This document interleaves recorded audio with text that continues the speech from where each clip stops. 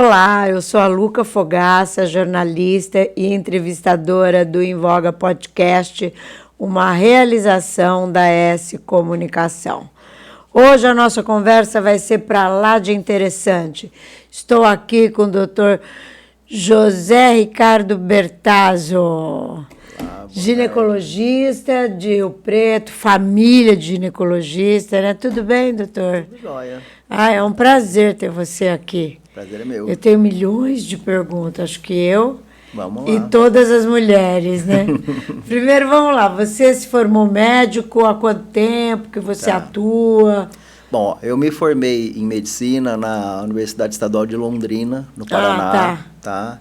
E me formei em 90, então tá indo aí para quase 33 anos de formado. Mas eu tô aqui em Rio Preto, na Clínica Mulher, desde setembro de 94. Então, ano que vem vai fazer 30 anos que eu estou exercendo a ginecologia em Rio Preto. Mas daí me conta uma coisa, você fez medicina lá porque você vem de uma família de pai e mãe médicos. Isso, meu pai e minha mãe são ginecologistas formados no Rio de Janeiro na década de 60. Tá. E nós, os três irmãos são médicos, né? Tá. E eu sou do meio, né?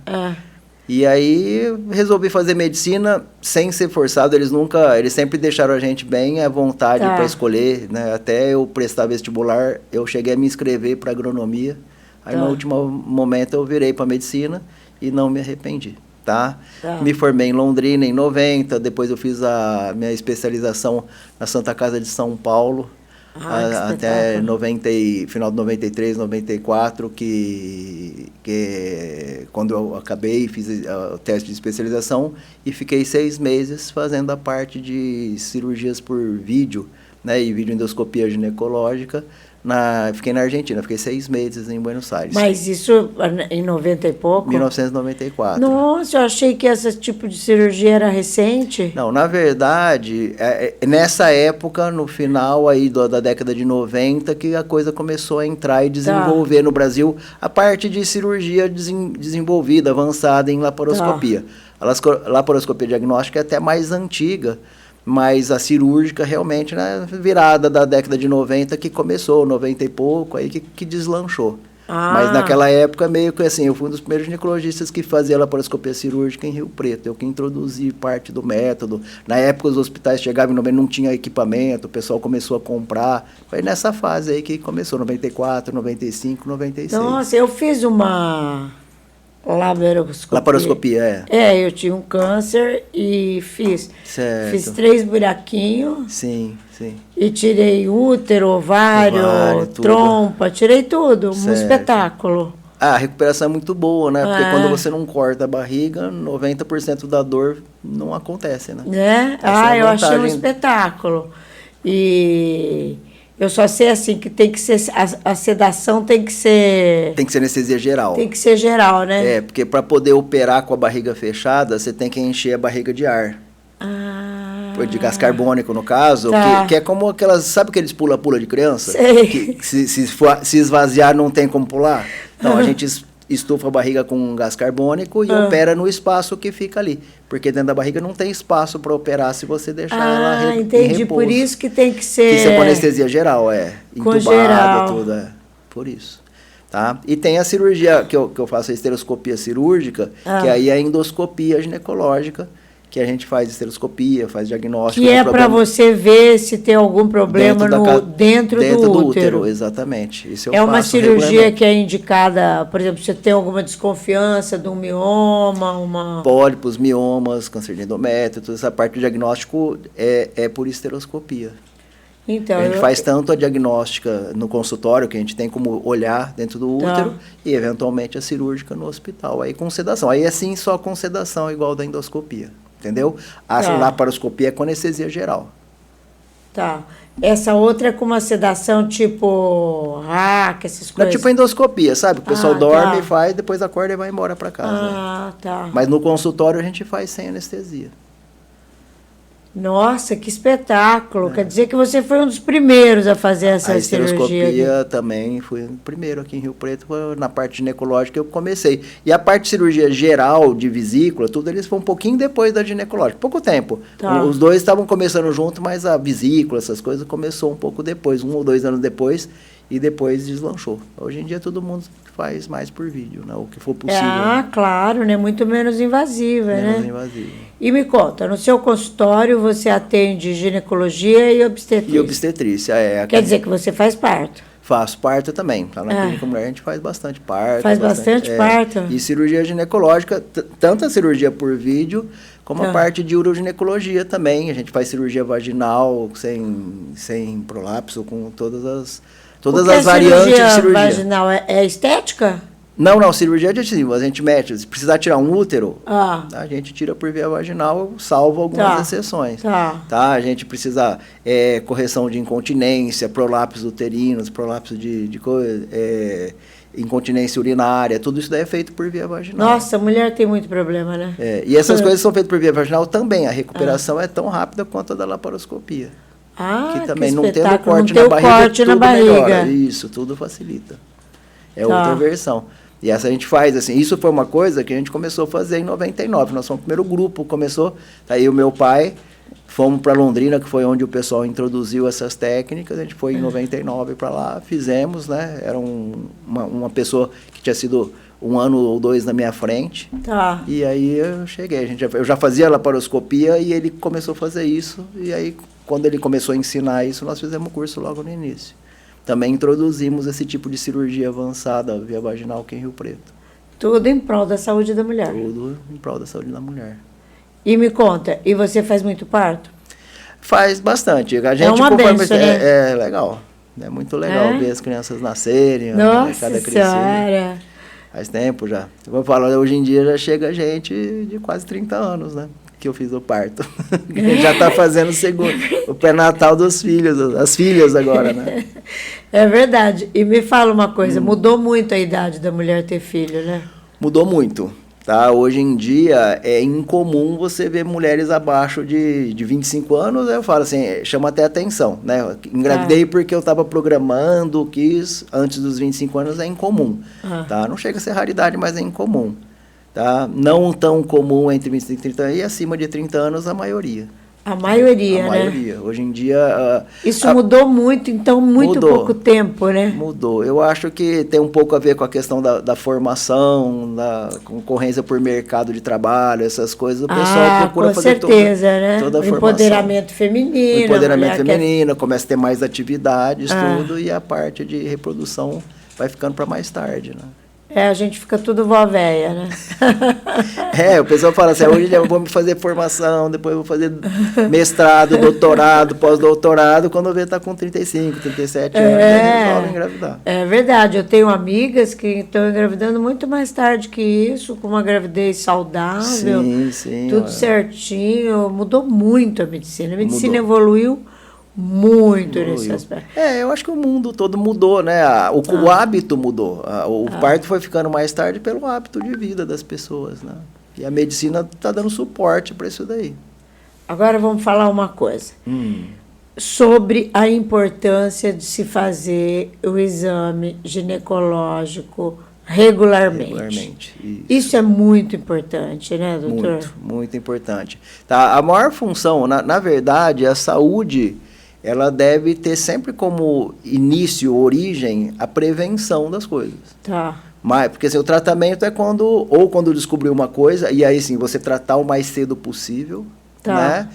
Tudo que você tratar o mais cedo possível, você consegue melhores resultados. Claro. E quando a gente fala de prevenção de câncer, né, o câncer ginecológico, o câncer de colo do útero, por exemplo, ele é ligado a um vírus, né? O câncer do colo do útero, ele é ligado ao papilomavírus humano, que é o HPV. Hoje em dia tem até vacina para o HPV, que já é uma prevenção contra o câncer do colo do útero, você poder fazer essas vacinas no tempo ideal, vamos dizer assim, tanto desde jovem. Desde jovem, né? Desde 10 anos. Desde 10 anos. Temos vacinas hoje com eficiência, que pega os 9 vírus mais frequentes que tem no momento, né? Porque vírus é assim, né? Você vai protegendo uns, vão surgindo outros. Mas, enfim, é uma coisa que é interessante. Mas a citologia oncótica, que o pessoal chama de Papa Nicolau, que é, na verdade, o nome da coloração da lâmina, que chama... O sobrenome do grego que inventou isso era Papa Nicolau, né? É um sobrenome, não é um papa. Né? Essa coloração é feita para diagnosticar as alterações celulares que o HPV causa nas células do colo do útero. E você fazendo ele anualmente, aí depois de uma certa idade vai espaçando, tá? Você consegue detectar as alterações celulares precocemente, até antes daquilo lá poder evoluir para um câncer. Você detecta e você trata antes. Então, assim, é o ideal. Porque você trata, muitas vezes, alterações que um dia pode virar câncer e você tratando não vão virar. Então, há esse tempo. Por isso que a regularidade do exame... O ideal é uma vez por ano. Uma vez por ano. Fazer o Papa Nicolau. Isso, principalmente o pessoal que está com a vida sexual ativa frequente, porque é uma forma que você tem de controlar. Os exames, a gente tem que entender que a maior parte dos exames complementares, primeiro, são complementares. E eles não são 100%. O Papa Nicolau, o pessoal fala, mas por que deve fazer todo ano? Porque ele tem uma eficiência em torno de 80 e poucos por cento. Mas se você fizer todo ano, se você não pegar esse ano, você pega o ano que vem as alterações e, claro, na hora você examina, você avalia o colo do útero, você pode fazer uma colposcopia se você vê alguma coisa, alteração. A gente tem os exames, a gente tem o olho clínico, tem alguns corantes que a gente usa que são importantes para isso. Então, assim, todo o exame ginecológico deve ser completo. Mama também, durante o exame ginecológico, é importante analisar, tá? E aí, os preventivos do câncer do colo do útero, que é o mais clássico, né? E para prevenir, para ver a parte de cavidade endometrial, essas coisas, nódulos, miomas, pólipo, endométrio, aí o ultrassom endovaginal, que é o próximo caminho. A esteroscopia, que é o que eu faço, é quando vê alguma coisa dentro do endométrio, precisa ver detalhadamente. A esteroscopia é o próximo passo. Não é um exame de screening, ela é um exame de diagnóstico mais aprofundado. Tá? O exame que verifica, basicamente, é o ultrassom, que vai ver anatomicamente se tem alguma alteração. Entendeu? Pelo ultrassom dá para ver se tem os miomas. Sim, exatamente. E daí esse intravaginal é um que eles... É o ideal para a mulher. É o que eles jogam a aguinha, não? Não, o ultrassom, assim, você tem que beber bastante água para a bexiga estar cheia, para quando faz a parte do abdominal, conseguir ver melhor. E depois o endovaginal, ele é colocado dentro da vagina e é como se fosse uma lente de aumento. Ele vê com mais proximidade, com mais detalhe que o abdominal. Tá? Então são super importantes. Olha, eu tive câncer de útero endométrico. De endométrio, isso. E não é fácil. Não, é sempre um tratamento complicado. Não é fácil, o tratamento... A doença é silenciosa, né, doutor? Sim, totalmente. Você não sente nada, estava gordinha, tudo certinho. Isso é um mito que as pessoas têm. É muito comum o pessoal, eu vim aqui porque eu tive uma dor na mama. Câncer não dói. Câncer não tem sintoma. Se você for na mama por causa de dor e descobrir um câncer, não é ele que está causando a dor, é do lado dele lá, alguma coisa, músculo, quase sempre é muscular. Então, e o do endométrio é a mesma coisa. A gente desconfia quando a pessoa está na menopausa, tem algum sangramento, alguma coisa fora de padrão, mas nem todo sangramento é câncer e nem todo câncer sangra. Então, assim, a gente tem que dar uma verificada, um ultrassom, aí quando precisa uma esteroscopia, é assim que a gente vai vendo. Mas a pessoa tem que se deslocar para ver, porque esperar sentir... Aí, às vezes, é tarde. Não, é muito ruim. E quanto mais precoce você pega para um tratamento de câncer, mais resolutivo o tratamento é e menos agressivo, né? Lógico, com certeza. Sim. Com certeza. Eu não fiz nenhuma químio, por exemplo. Aí. Isso já é maravilhoso. Porque pegou cedo o tratamento, a cirúrgica foi resolutiva. Então, assim, tudo depende do momento. E aí é importante a prevenção. Por isso que é importante ir regularmente no ginecologista para ver isso daí. E me fala uma coisa, você não trabalha com reposição hormonal? Faço reposição hormonal também. Esse é um assunto muito bom. A minha mãe falava muito isso, né? A gente vai ficando mais velho e o nosso público também vai ficando. A média de idade do público também vai mudando. Então, eu trabalho muito com a parte de climatério, menopausa, reposição hormonal. E você faz a reposição hormonal via todas as formas? Via varetinha lá? Não, eu não faço implante hormonal. O implante hormonal ainda é um pouco discutido, porque ele não tem pouco controle de liberação. Tá. Não é de liberação. A gente não sabe exatamente quanto que o organismo vai... Isso. Então, assim, quando você usa o transdérmico, o oral, a gente tem PET, né, que são adesivos, eles são mais controlados, vamos dizer assim. A gente tem hoje em dia tem os PET, o outro você diz é o creminho? Tem o creme e tem o adesivo também, né, que o PET são adesivos, né, que você cola na pele e vai trocando. Daí o teu organismo absorve exatamente o que ele precisa. Exatamente, e é mais fácil de você pôr e tirar, né. E é muito importante fazer a reposição, né, principalmente para quem teve... A menopausa cedo, não é? Sim, a menopausa precoce, a menopausa média é em torno dos 50 anos, pouco mais, um pouco menos. Antes dos 50, é cedo, tem gente que entra na menopausa com 40, elas precisam de, pelo menos até os 50, a não ser que elas tenham alguma contraindicação formal, fazer uma reposição, porque senão adianta todas as complicações ósseas, musculoesqueléticas, colágeno que tem no corpo inteiro, vem muito antes. Então, assim, problemas ósseos que era para acontecer com 70, pode acontecer com 60. E com 60 você tem uma atividade, com 70 você tem outra, com 80 você tem outra.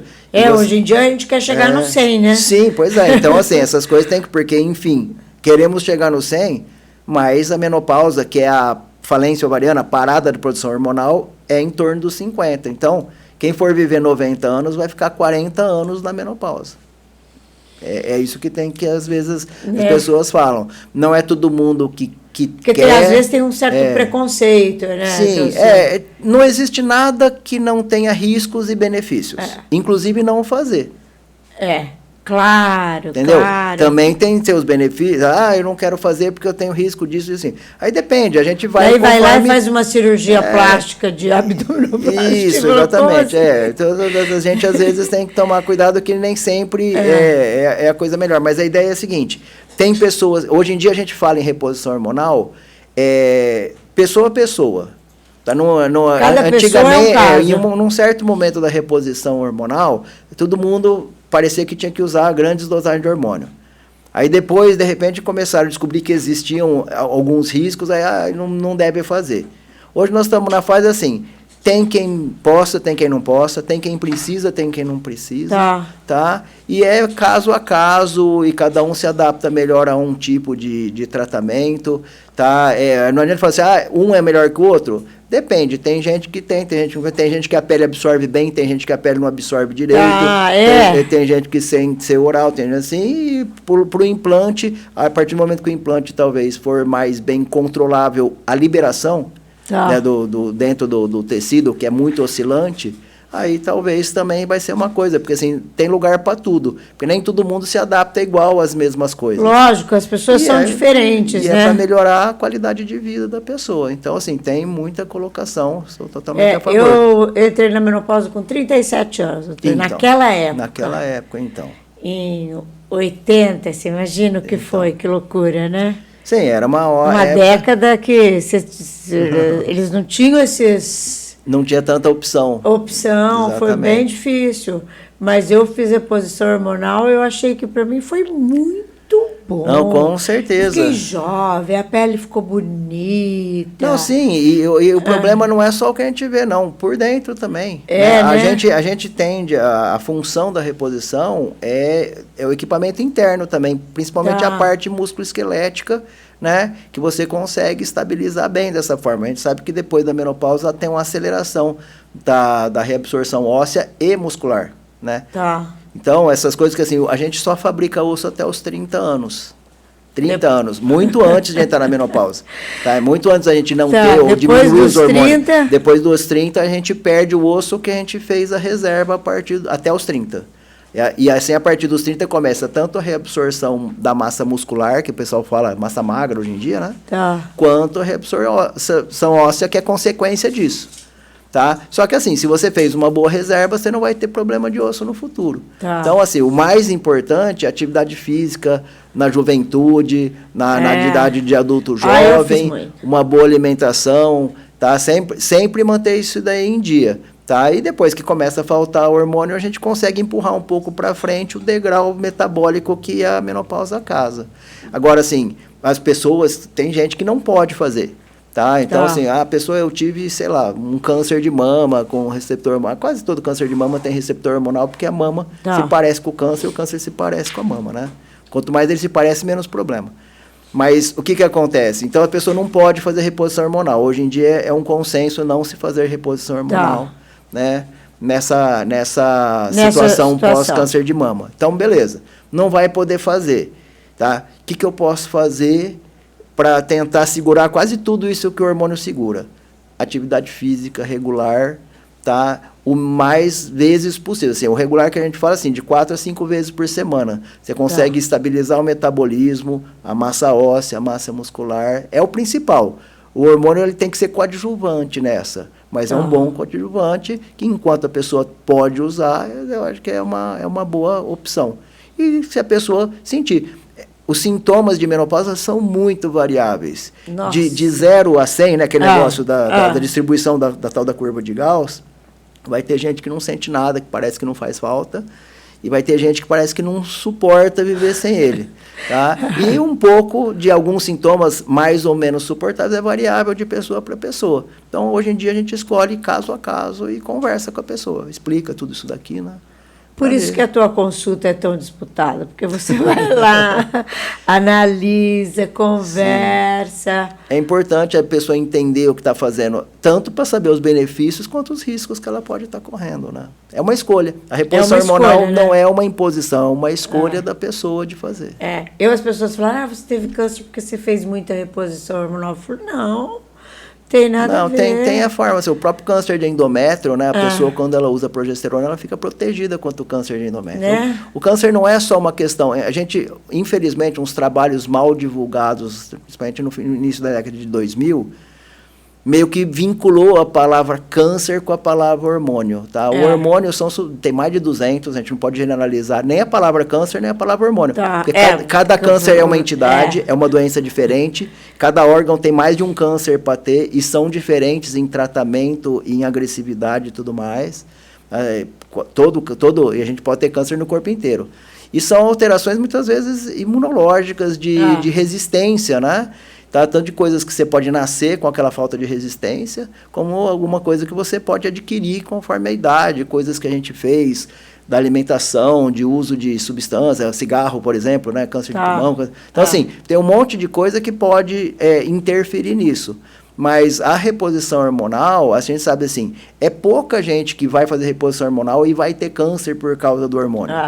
Tá? Eu acredito nisso, que não os trabalhos mostram isso, o tal do risco relativo, né, quando você compara um grupo grande tomando hormônio por mais de 5 anos, que o trabalho foi assim.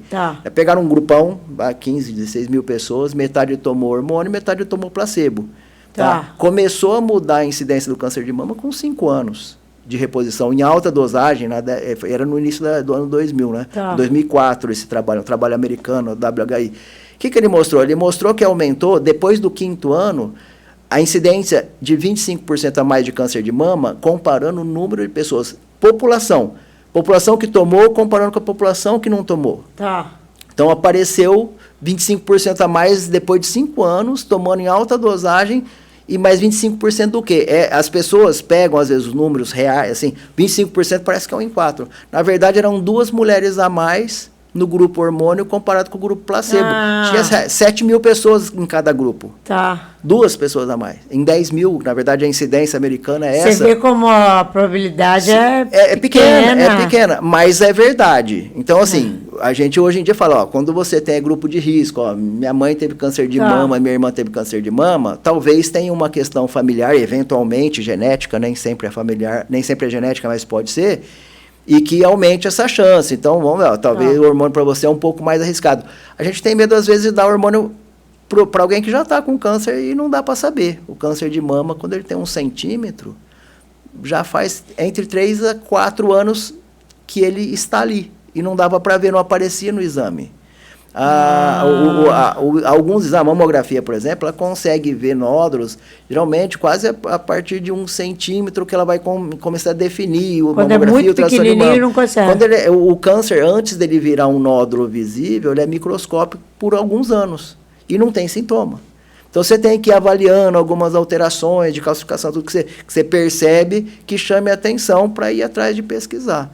Mas a gente tem isso, nem sempre o câncer, quando ele surge, tem uma relação direta com a coisa. Mas uma vez que ele surge, por exemplo, os cânceres que são relacionados com quase todos os órgãos de reprodução, tanto a mama quanto a parte de útero, assim, eles têm receptores hormonais e às vezes o hormônio pode ser um estímulo para ele crescer mais rápido.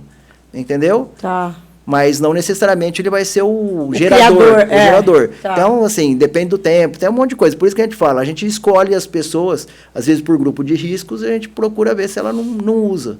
E vai de caso para caso, mas tem opções.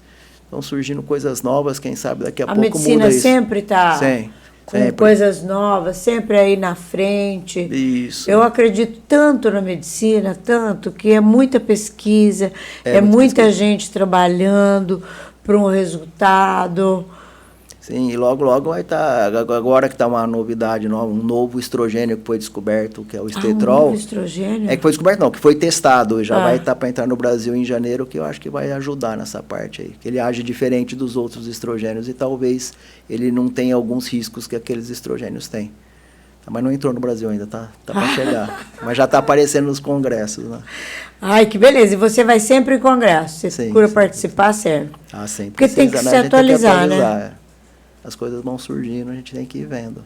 E me conta uma coisa, você atende ali na Clínica Mulher? Na Clínica Mulher. Que é no mesmo lugar há muitos anos. Isso, ali na Faria Lima. Meus pais que fundaram a clínica, ela está lá faz muitos anos. E teus pais não atuam mais? Não. O meu pai, ele aposentou há uns 5 ou 6 anos, quando minha mãe começou a ficar doente, né? Depois ela faleceu em 2019, né? Tá, desculpa. Não, mas... E o meu pai, ele acabou parando naquela época, ele não voltou mais. Mas ele já está com 86 anos, né? Eles se formaram... Minha mãe se formou em 65. 86 anos já dá para dar uma paradinha. Minha mãe tinha se formado em 65, meu pai em 62, né? Então, assim, é bastante tempo. E quantos médicos tem na clínica? Nós somos em 4 lá. Em 4 ginecologistas. Em 4 ginecologistas. Isso. Você é o único homem? Sou o único homem. A doutora Priscila, a doutora Juliana e a doutora Roberta. Roberta Herrera, a Priscila Yamamoto e a Juliana A Herrera, acho que uma vez, logo que eu fiquei na menopausa, eu fiz uma consulta com ela. Ela tinha um consultório ali na Faria Lima também, mas não era ainda na Clínica Mulher. Não era na Clínica Mulher. Mas é isso, nós estamos lá em 4 e atendendo full time, como diz o pessoal. Que espetáculo. E você atende convênio, atende tudo? Atendemos. Isso é bom, né? Sim, claro. Atende todos os convênios? Convênio Unimed, Alsta Bem Saúde. Tá. Né? E... os outros eu nem sei. Os outros, e alguns seguros, o Sul América, essas coisas também. Aí tem que ver, não são todos, não, porque tem alguns. E tem que sempre agendar com antecedência. Tem que agendar, precisa, porque é bem cheio. Porque o teu horário Eu vi a complicação para te trazer aqui. O horário é forte. É corrido, Graças a Deus. Graças a Deus, não podemos reclamar de trabalho. Tem mais alguma coisa que o senhor... Que o senhor não, que você, né? Porque eu devo ser mais velha que você. Um pouquinho. Não muito, viu? Que você queira falar? Eu acho que o mais importante é isso mesmo. A gente precisa sempre se tentar fazer a prevenção da saúde, né? Ou prevenir para não ter, fazer as coisas melhores, tanto nas questões de comportamento, alimentação, atividade física regular, tá? Cuidado com medicamentos e hoje em dia que fala-se muito complemento alimentar, de coisas que às vezes sobrecarregam sistemas, né? Mas assim, tentar ter a melhor alimentação possível, a melhor atividade física possível, fazer os exames preventivos dentro das possibilidades, né? Tanto os homens quanto a mulher, né? Precisamos ter essa atenção, né? Em relação na parte feminina, o principal que a gente avalia, a questão aí da citologia do Papa Nicolau para avaliação do câncer do colo do útero, né? Mas também dos outras coisas que podem acontecer no útero, o controle do sangramento, das cólicas e tudo mais. Existem doenças benignas e doenças malignas que a gente tem que verificar. Tem às vezes mulheres que vai lá reclamando que tem muita cólica. Sim, com certeza. E isso hoje em dia tem jeito de arrumar? Tem jeito de arrumar. Com medicamento, com hormônios. Hoje nós temos... Porque antigamente não existia isso. DIUs hormonais. Ficar de cama. O pessoal, assim, se pegar o pessoal muito antigamente, aí depois que surgiu a pílula anticoncepcional, algumas coisas melhoraram. No começo as pílulas tinham uma quantidade de dosagem muito alta, na década de 70 principalmente, né, quando surgiu. Mas hoje já melhorou muito, tem várias combinações com suas vantagens e desvantagens.